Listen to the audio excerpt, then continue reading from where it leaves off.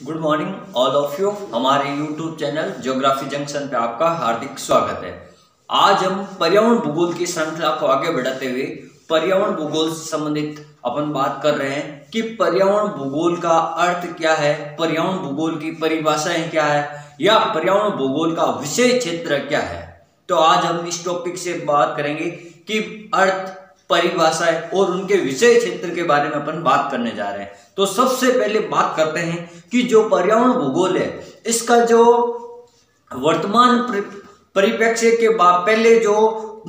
पुराने जमाने में जो कहां से जो पर्यावरण भूगोल शब्द से आया है या सबसे पहले किसने काम किया है पर्यावरण भूगोल के ऊपर, तो अपन बात करते हैं जो पर्यावरण भूगोल है जो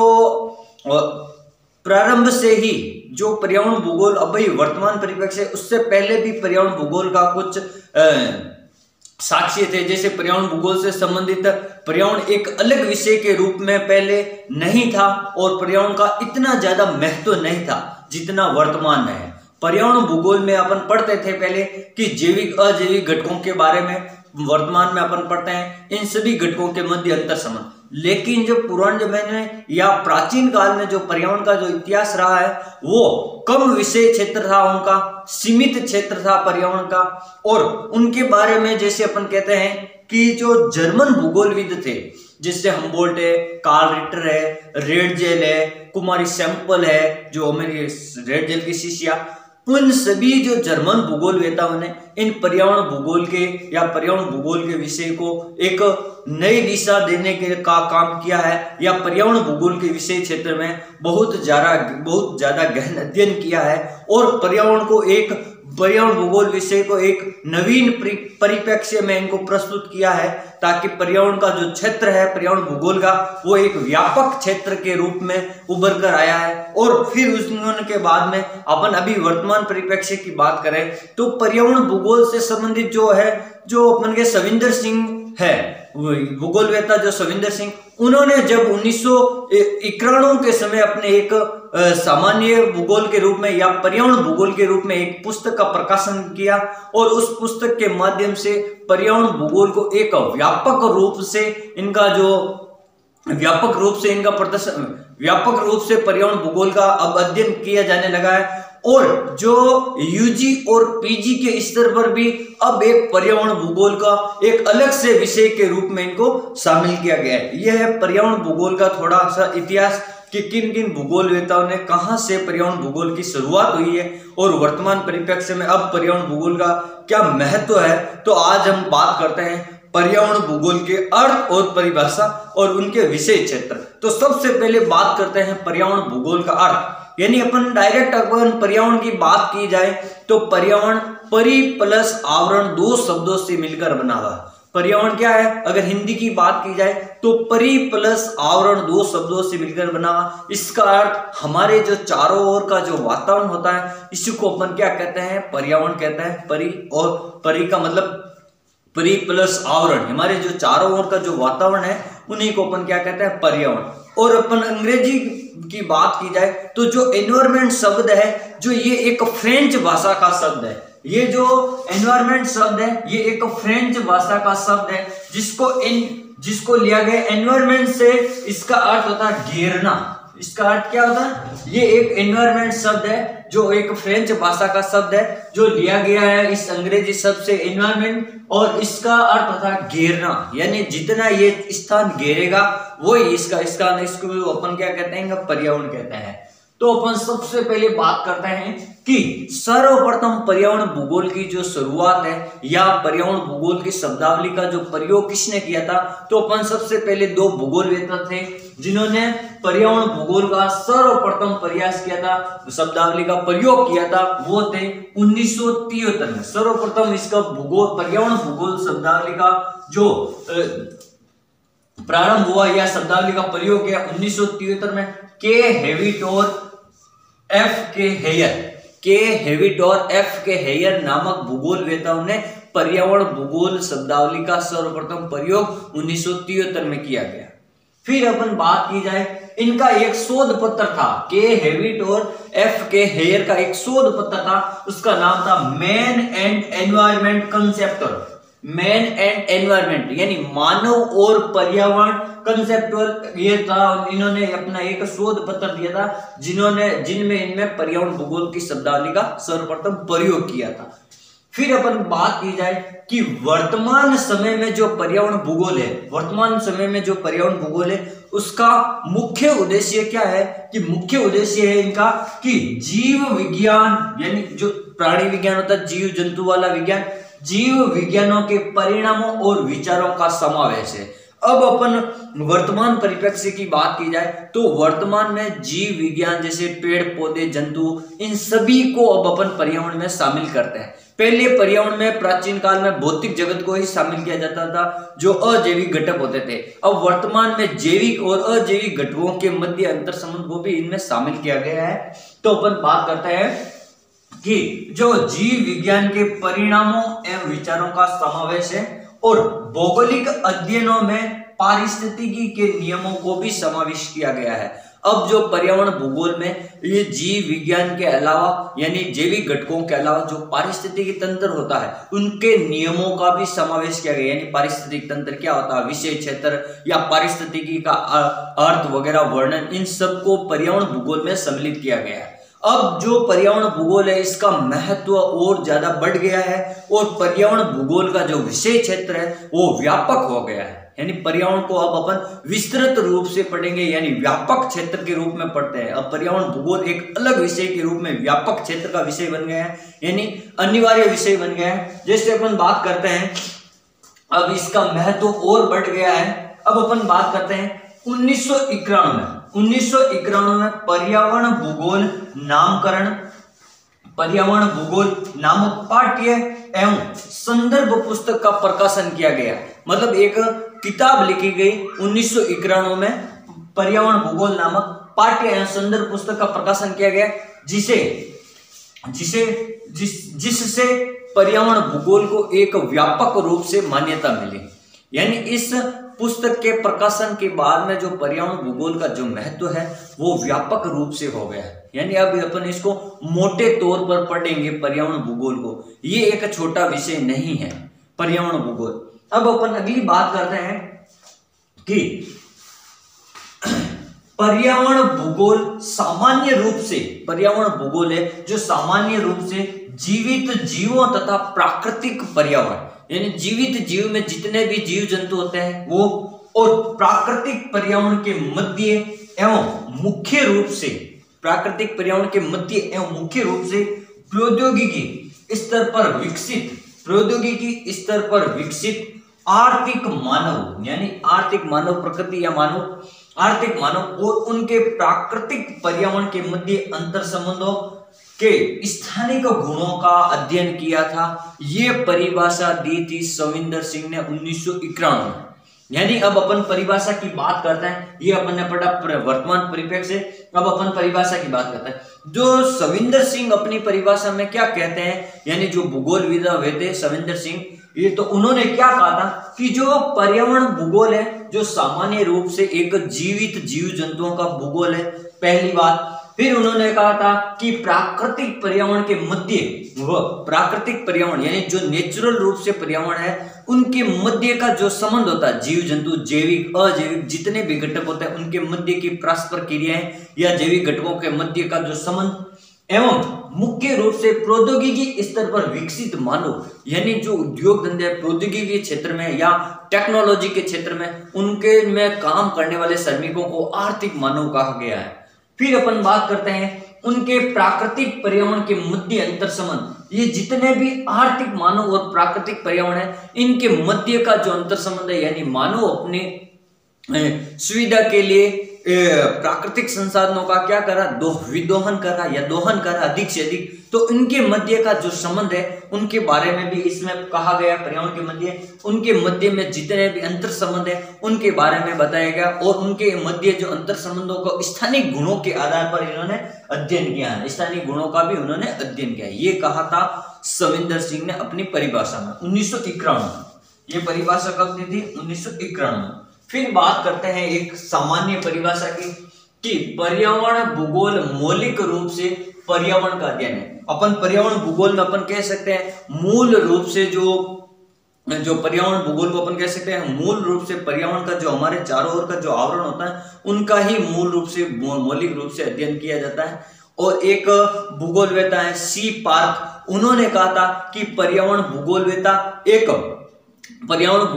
पर्यावरण की अंतरदशाओं का परिणाम है, जिनमें उन्होंने कहा एक निश्चित क्षेत्र में और एक निश्चित समय में जो स्थान घेरता है या जो स्थान आवर्त करता है उन्हीं क्रियाओं को या उन्हीं को अपन क्या कहते हैं, पर्यावरण भूगोल कहते हैं सी पार्क के अनुसार। अगली अपन परिभाषा की बात करते हैं कि पर्यावरण भूगोल पर्यावरण के विभिन्न संगठक, यानी पर्यावरण में जितने भी विभिन्न प्रकार के संगठक, जैविक, अजैविक, मृत या अपन कह सकते हैं प्राकृतिक, जितने भी, तथा उनके मध्य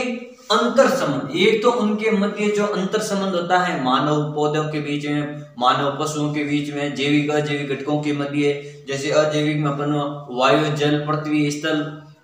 पर्वत, पठार, ये कुछ भी मान सकते हैं, तथा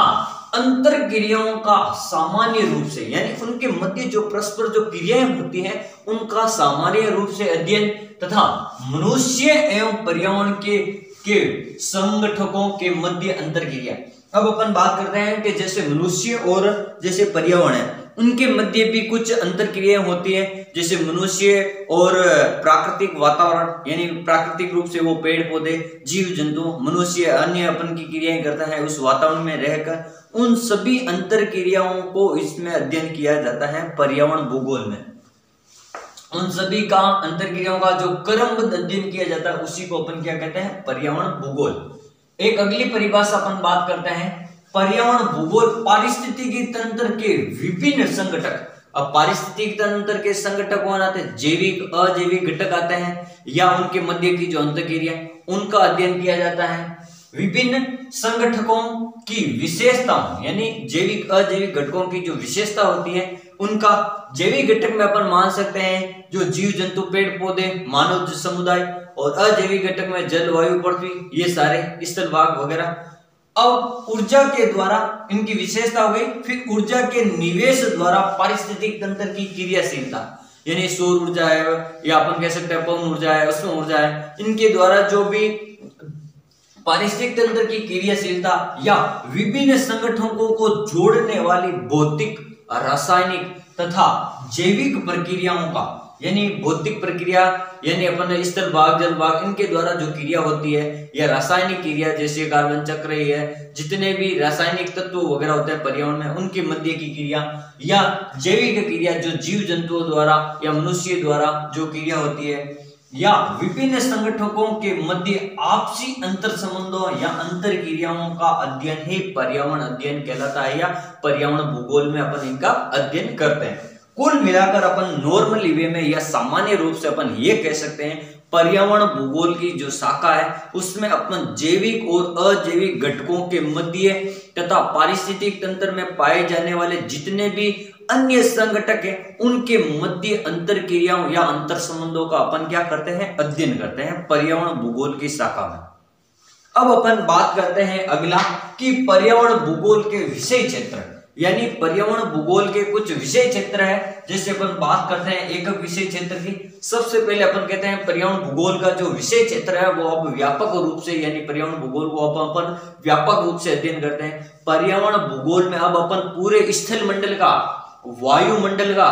जल मंडल का, इन तीनों मंडलों को मिलाकर जो बनता है जीव मंडल यानी जैव मंडल, इन जीव मंडल को ही अपन क्या कहते हैं, जीवन दाहिनी मंडल कहते हैं। इनमें जितनी भी क्रियाएं, अंतर क्रियाएं, जैविक घटक, अजैविक घटक या मनुष्य, इन सब के साथ होती हैं, उन्हीं को अपन क्या करते हैं पर्यावरण के अंदर, अपन पर्यावरण भूगोल के अंदर क्या करते हैं, उनका अध्ययन करते हैं। तो अपन बात करते हैं विषय क्षेत्र,